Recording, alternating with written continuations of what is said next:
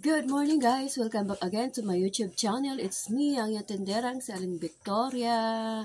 Yes, good morning, good morning, good morning. And syempre dahil good morning nga, malamig kaya nakaganto tayo. Charot. Yes, guys, tugnaw. Tugnaw bito kayo guys. So, for today's video guys is meron akong isi-share sa inyong tatlong yung tatlong dapat hindi niyong gawin sa ating munting sari-sari store. Yes, guys, tatlo lang, which is marami sana, pero alam mo itong tatlong to, medyo, ito yung pinaka-common na ginagawa natin. And, yes, na-share ko na to sa aking kaibigan kasi nag-text siya sa akin. Day, ano bang pwedeng ma-share mo sa akin kasi mag-start na ko na aking muntiring sari-sari. Yun, so, naisipan ko, syempre, mindset para may content. So, naisipan ko na rin i-share at i-vlog ho, gano'n. So, ano nga ba itong tatlong hindi dapat nating gawin sa ating munting sari-sari? Una, guys, ay hindi, mag-set tayo sa number 3. Char! Okay. So, number 3, alam niyo natin lahat to, pero lagi pa rin natin ginagawa. Bawal magpautang.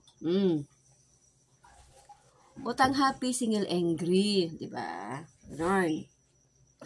Utang now, friend. Single now, hindi na kayo friend. Ganon. So, yes, guys, medyo doon mo kasi malalaman ang tao kung sino talaga yung yung good payer at saka yung matigas ang fest, ganon. So, yan. So, minsan, maganda magpautang sa taong medyo maganda rin magbayad kasi kumbaga parang isip mo rin, syempre kailangan nila, so kailangan mo tumulong, ganun.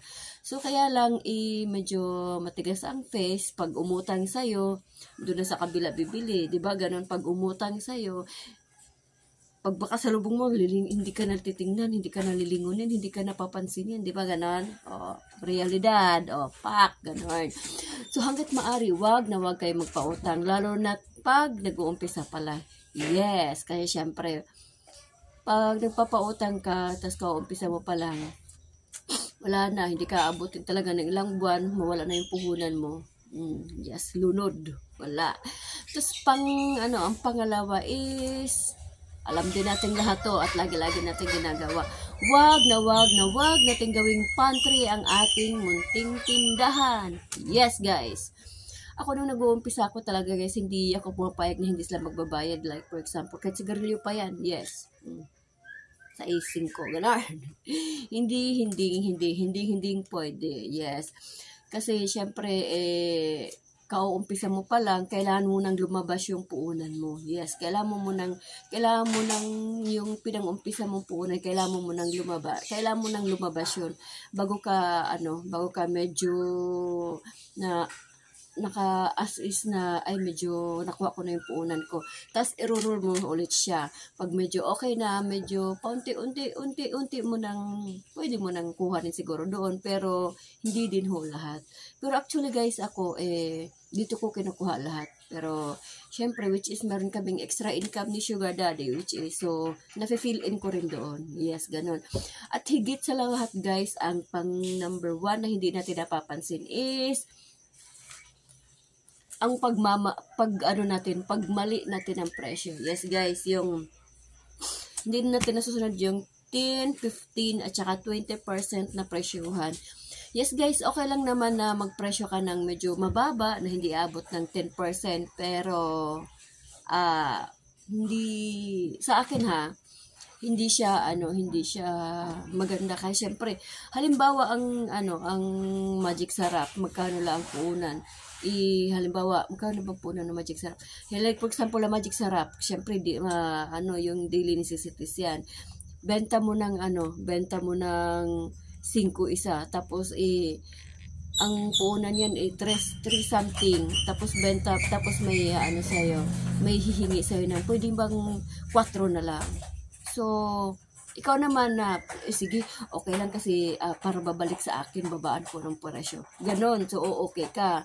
Tapos, syempre, pag first time, ganon pwede kang umukay. Tapos, halimbawa, pag lagi na nilang ginagawa, lagi nang may tawad sa'yo, parang, hindi na maganda, ganun, di ba? So, parang, lugi ka na, yes, lugi ka na doon. Hindi naman totally lugi, kaya lang parang, paano naman yung pagod mo, paano naman yung effort mo, paano naman yung pamasay ng mga, kasi syempre, pag may ano ka, pag wala ka pang service, pamamasahian mo talaga yan, di ba?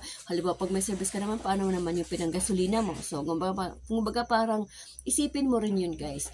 So, dapat, sundin mo yung 10, 15, or 20% na presyuhan. Yes, wag mong ikumpara sa iba na, ay, mas mababa, doon ka lang babaan ko pa, hindi. Kasi yung mga presyuhan sa iba, nakasunod yun sa 10, 15, 15 or 20%, oo. So, kumbaga parang ikaw wag ka nang bumaba na hindi na siya darating ng 10%. Mababa na yung 10% guys actually.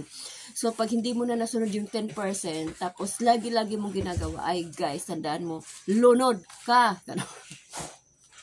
Yes, seryoso guys, dapat i-maintain mo lang yung 10% mo. Kasi yung 10% na presyohan, hindi na yun mataas. Sapat lang ho yun. Doon ho tayo sa standard na 10, 15, 20% na presyuhan, dapat magpalo tayo doon. At saka, higit sa lahat, dapat ipalo natin yung tatlong rules na wag magpautang, wag gawing pantry, wag magmali ng presyo. Para kahit pa paano guys, magtagal ang ating munting tindahan. Yes, gano'n lang po yun. So, thank you for watching na guys. Yun lang ang aking may share sa ngayon. Babosh.